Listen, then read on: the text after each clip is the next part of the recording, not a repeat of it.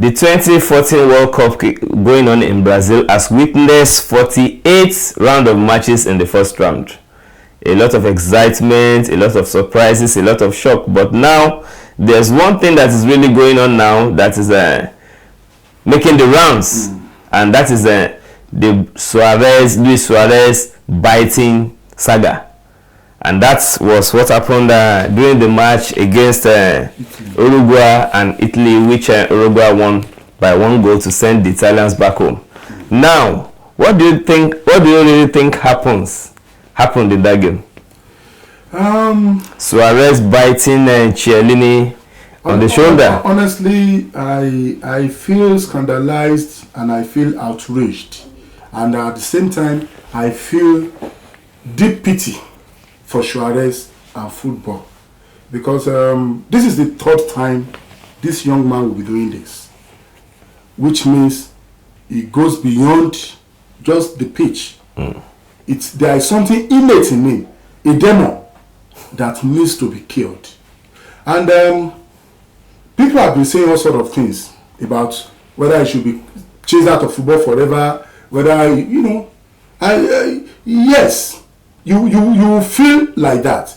But I want to believe any lover of the game, any true lover of the game, will not want Suarez's tremendous talent just to go to waste. This boy needs help. We need to help him.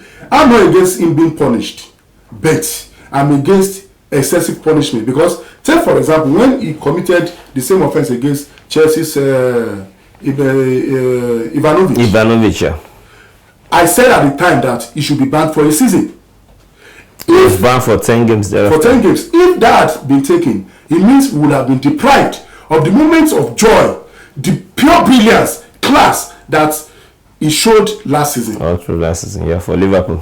That is why, even for Uruguay, that is why I'm against throwing him out of the game. Punish him adequately and then help him. By Liverpool tried to do that. They sent him to a psychiatrist, and throughout the whole season, we didn't have any incident. So if Liverpool could achieve it, I think the world football could still achieve more. Because, look, football is going to lose some sweetness without Suarez. That is the truth. Okay. Most people love seeing this guy play. It doesn't matter who he plays for. If you are a true lover of the game, you want to see Suarez in his pomp. So that is why I would never advocate that he should be cast away forever.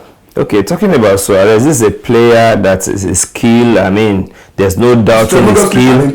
But there's a lot of question as regards his temperament and his attitude. Even remember in the 2010 World Cup, he deliberately held the ball. That's a good. So I want to ask you, Kazim, what do you think triggers such reaction from a player of such brilliance? Yes, a couple of psychiatrists, university professors have come out to adduce reasons for this kind of behavior. Okay. And they make me understand that it is the impulse brought by pressure to succeed. Okay. But the question I ask myself is Suarez the only player in the world who wants to succeed? Okay. Then his behavior is even a terrible aberration for this World Cup. Okay. This has been the friendliest World Cup I have seen. Okay. I mean, so many matches you see controversial incidents and the two players immediately shaking hands, hugging themselves as if nothing happened. Exactly. I can't remember seeing so many of such scenes in any football before this World Cup. So it beggars believe that it is the kind of World Cup where somebody will say because he's become so desperate or he's become so tensed, and the next thing you do is to bite a fellow professional.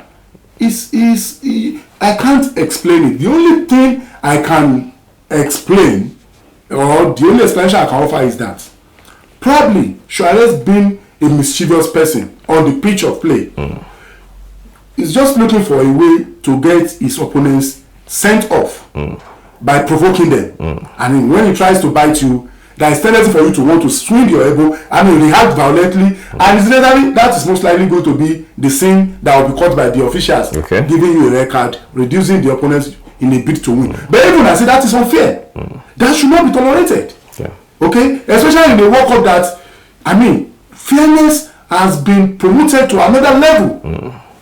Another desirable level. I mean, I saw the way Vincent Enyama was joking with Lionel Messi during the game, during halftime, and even when Messi fell and said he wanted a corner, I mean, that is the kind of scene we've been seeing at this World Cup.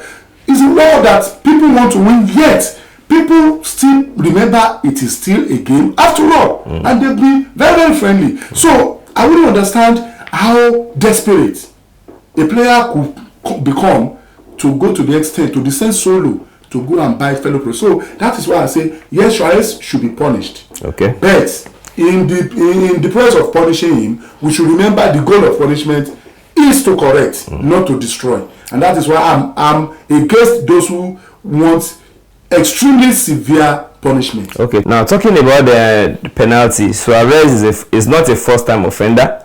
He has done this biting incident for like 3 times. At against Chelsea, even when he was when he was Ajax, and now this at the global stage.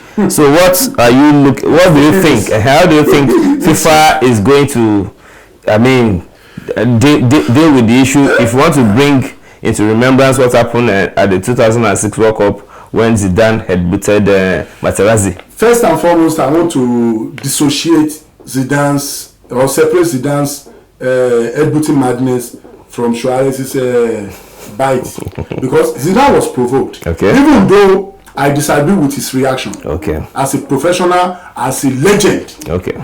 No matter the provocation, okay, you don't go head-booting an opponent. Okay. Okay. So I take exceptions to that. But it's never like Suarez's own. Suarez's action was unprovoked. That is the most frustrating part of it all. Okay. The guy's action was unprovoked.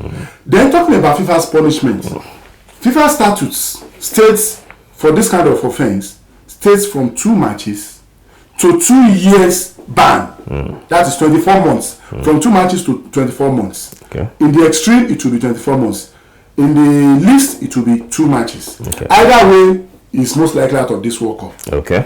And then the question you ask yourself if he's found guilty. Found guilty, yes. The question you ask yourself is for what purpose? Why did he do that? If at the end of the day they're not going to be part of the World Cup any longer. Then the 24 months. The question now is it going to be just international football alone, or it will extend to even club football? Okay. I think that would be excessive if it extends to club football. And I'm not saying that as a Liverpool fan. Suarez tomorrow may leave Liverpool. But the truth of the matter is, if you clamp this guy out of football, you will end up destroying one of world football's talents prematurely. And like I said, punishment is not to destroy, but to correct. So if you give him international ban for 2 years, it's okay with me. If he likes, he wants to go and play at Real Madrid, good luck to him. If he wants to stay at Liverpool, good luck to him. But at least it will make him realize that he's gotten 7 matches when he did it at Ajax, 10 matches when he did it at Liverpool. Now, possibly, in the extreme, 24 months of international ban, haven't done it at a global stage. Then lastly, on the consequence of this punishment, how do you think the punishment will affect Suarez rating, I mean, transfer chances of in the coming season? Interestingly, it's both ways. If the ban is only international ban, it will make the clubs to be even happy. Okay. Because you have a player who will not have to travel all over the world playing international matches. So that may enhance its market value. Okay. On the other hand, somebody else may sit and say, I don't want these handbags, I don't want this problem. This guy, yes, extremely talented, but full of problems. I don't want him. Okay. So it's either way. It depends on individual. Some clubs will say, fine, we can manage his problems. So, I mean, we're happy that this guy will not be traveling for international matches. Okay, that's all we can take on the Suarez gates. So let's wait to see how FIFA is going to deal with the issue of penalizing the player. Bye-bye for now.